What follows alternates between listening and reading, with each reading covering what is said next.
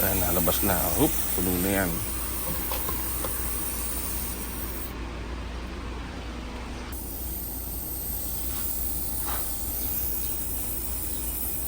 Ayan, nalabas-labas na.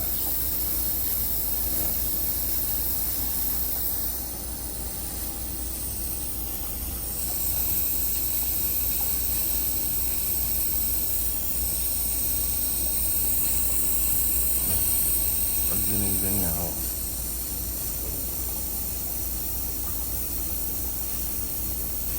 Puno na yan.